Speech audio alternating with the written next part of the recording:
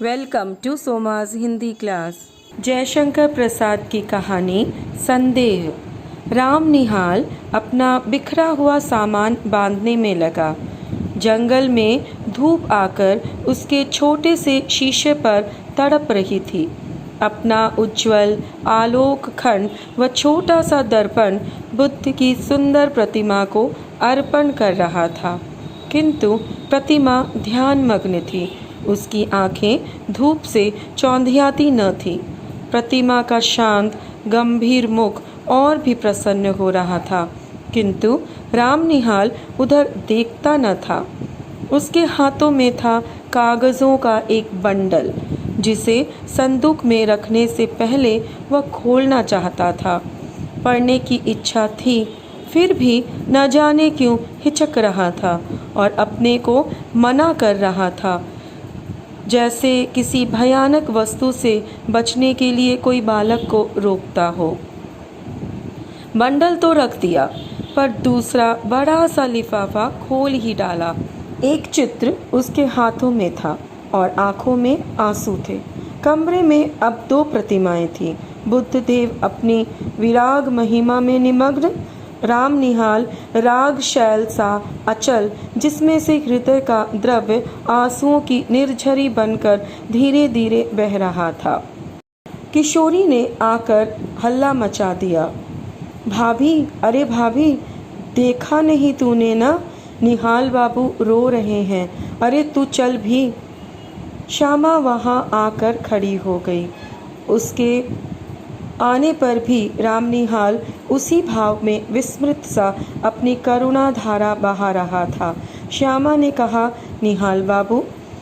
निहाल ने आंखें खोलकर कहा, क्या है? अरे मुझे क्षमा कीजिए। फिर आंसू पोंछने लगा। बात क्या है? कुछ सुनो भी। तुम क्यों जाने के समय ऐसे दुखी हो रहे हो? क्या हम लोगों से कुछ अपराध हुआ? तुमसे अपराध होगा? ये क्या कह रही हो? मैं रोता हूँ, इसमें मेरी ही भूल है। प्रायश्चित करने का यह ढंग ठीक नहीं, यह मैं धीरे धीरे समझ रहा हूँ, किंतु करूँ क्या? यह मन नहीं मानता। श्यामा जैसे सावधान हो गई। उसने पीछे फिर कर देखा कि किशोरी खड़ी है। श्यामा ने कहा, जा बेटी, कपड़े धूप में फैले हैं, वहीं बैठ। किशोरी चली गई।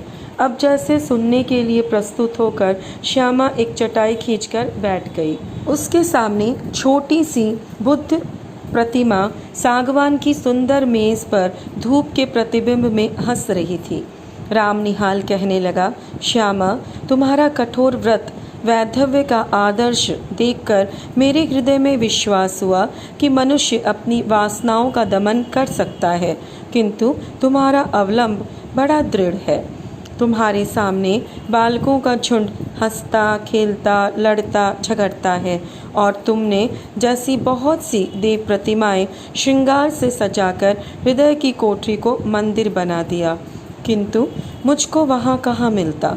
भारत के भिन्न भिन्न प्रदेशों में छोटा मोटा व्यवसाय, नौकरी और पेट पालने की सुविधाओं को खोजता हुआ जब तुम्हारे घर में आया तो मुझे विश्वास हुआ कि मैंने घर पाया। मैं जब से संसार को जानने लगा तभी से मैं गृहहीन था। मेरा संदूक और ये थोड़ा सा सामान जो मेरे उत्तराधिकार का अंश था, अपनी पीठ पर लादे हुए घूमता हूँ, ठीक उसी तरह जैसे कंजर अपनी गृहस्थी टट्टू पर लादे हुए घूमता है। मैं चतुर था, इतना चतुर जितना मनुष्य को न होना चाहिए, क्योंकि मुझे विश्वास हो गया है कि मनुष्य अधिक चतुर बनकर अपने को अभागा बना लेता है और भगवान की दया से वंचित हो जाता है। मेरी महत्वाकांक्षा, मेरे उन्नतिशील विचार मुझे बराबर दौड़ाते रहे। मैं अपनी कुशलता से अपने भाग्य को धोखा देता रहा। यह भी मेरा पेट भर देता था। कभी कभी मुझे ऐसा मालूम होता कि यह दांव बैठा कि मैं अपने आप पर विजयी हुआ और मैं सुखी होकर संतुष्ट होकर चैन से संसार के एक कोने में बैठ जाऊंगा, किंतु वह मृग मारीचिका थी।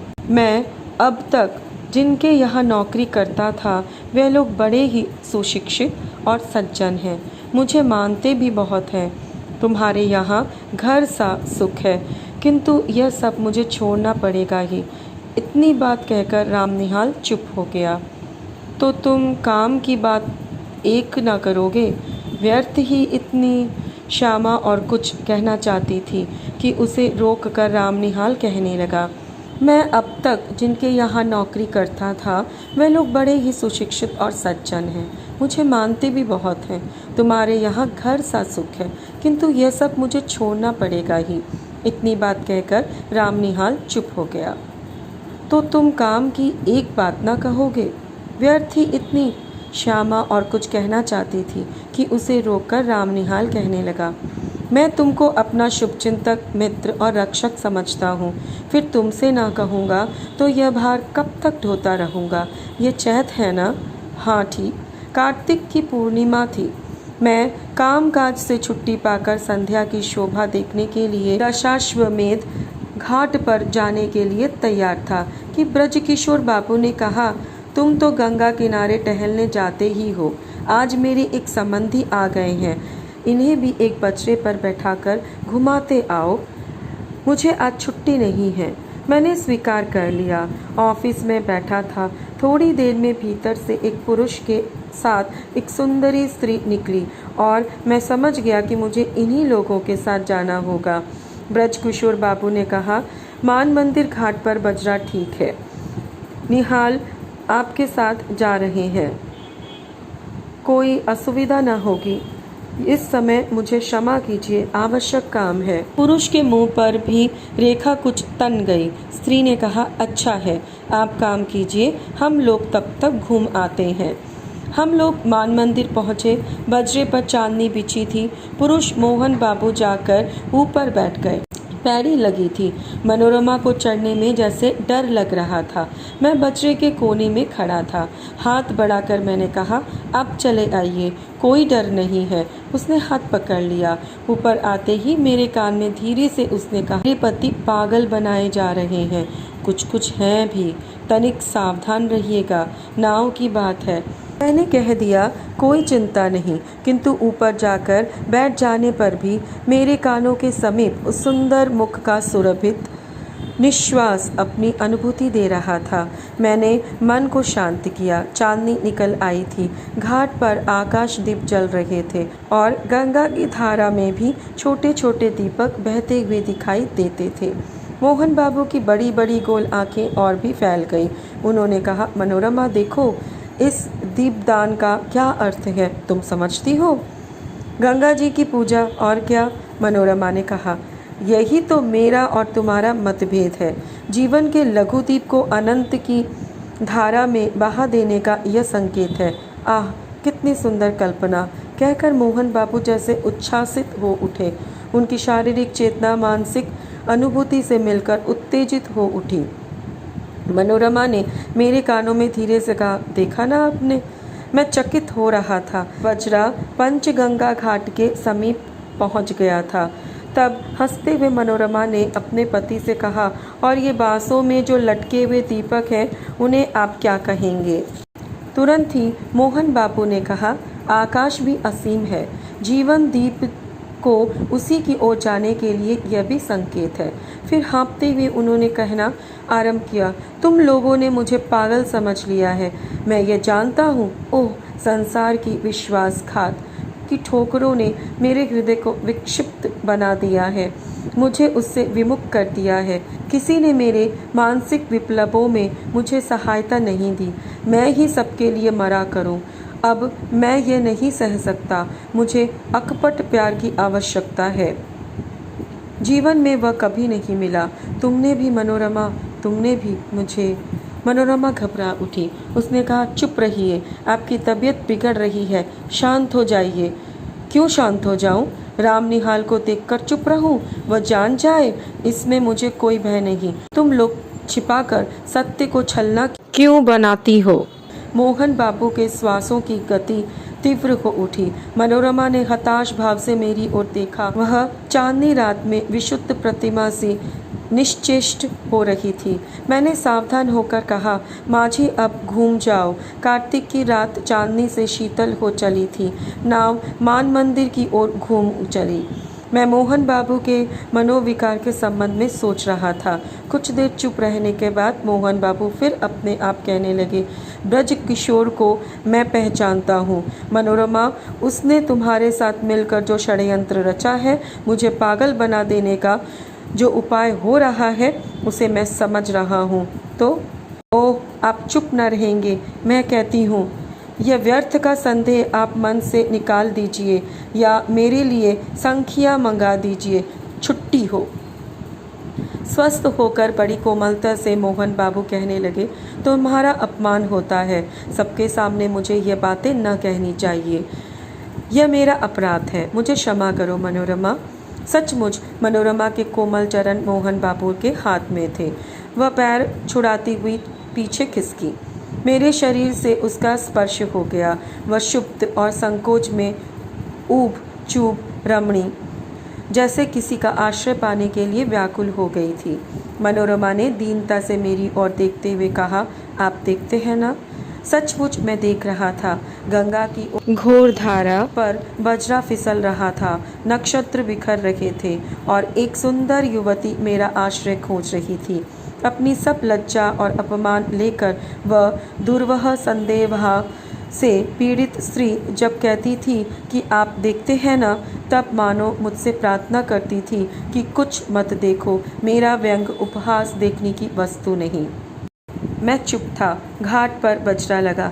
फिर वह युवती मेरा हाथ पकड़कर पैड़ी पर से संभलती हुई उतरी और मैंने एक बार न जाने क्यों धृष्टता से मन में सोचा कि मैं धन्य हूँ। मोहन बाबू ऊपर चढ़ने लगे। मैं मनोरमा के पीछे पीछे था। अपने पर भारी बोझ डालकर धीरे धीरे सीढ़ियों पर चढ़ रहा था। उसने धीरे से मुझसे कहा, राम निहाल जी, मेरी विपत्ति में आप सहायता न कीजिएगा। मैं अवाक था। श्यामा ने एक बार गहरी दृष्टि से राम निहाल को देखा। वह चुप हो गया। श्यामा ने आज्ञा भरे स्वर से कहा, आगे और भी कुछ है या बस?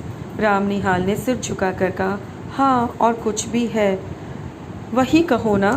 कहता हूँ। मुझे धीरे धीरे मालूम हुआ कि ब्रज किशोर बाबू यह चाहते हैं कि मोहन लाल अदालत से पागल मान लिए जाएं और ब्रज किशोर उसकी संपत्ति के प्रबंधक बना दिए जाएं, क्योंकि वे भी मोहन लाल के निकट संबंधी थे। भगवान जाने इसमें क्या रहस्य है, किंतु संसार तो दूसरे को मूर्ख बनाने के व्यवसाय पर चल रहा है। मोहन अपने संदेह के कारण पूरा पागल बन गया है। तुम जो यह चिट्ठियों का बंडल देख रही हो, वह मनोरमा का है। राम निहाल फिर रुक गया। श्यामा ने फिर तीखी दृष्टि से उसकी ओर देखा। राम निहाल कहने लगा, तुमको भी संदेह हो रहा है? मुझे भी कुछ संदेह हो रहा है। मनोरमा क्यों मुझे इस समय बुला रही है?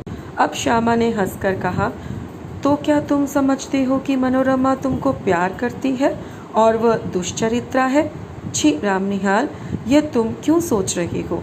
देखो तो, हाथ में ये कौन सा चित्र है? क्या मनोरमा का ही? कहते कहते श्यामा ने राम निहाल के हाथ से चित्र ले लिया। उसने आश्चर्य भरे स्वर से कहा, अरे यह तो मेरा ही है। तो क्या तुम मुझसे प्रेम करने का लड़प्पन करते हो? यह अच्छी फांसी लगी है तुमको। मनोरमा तुमको प्यार करती है और तुम मुझको।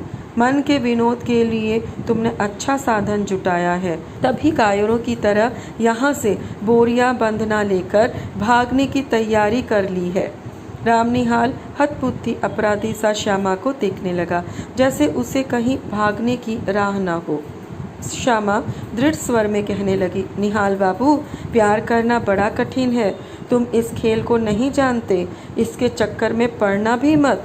हाँ, एक दुखिया स्त्री तुमको अपनी सहायता के लिए बुला रही है। जाओ, उसकी सहायता करके लौट आओ। तुम्हारा सामान यहीं रहेगा। तुमको अभी यहीं रहना होगा, समझे? अभी तुमको मेरी संरक्षता की आवश्यकता है। उठो, नहा धो लो। जो ट्रेन मिले उससे पटना जाकर ब्रज किशोर की चालाकियों से मनोरमा की रक्षा करो और फिर मेरे यहाँ चले आना। यह सब तुम्हारा भ्रम था, संदेह था। राम निहाल धीरे से उठकर नहाने चला गया। अगर वीडियो ज्ञानवर्धक लगे तो वीडियो को लाइक और चैनल को सब्सक्राइब करें। धन्यवाद।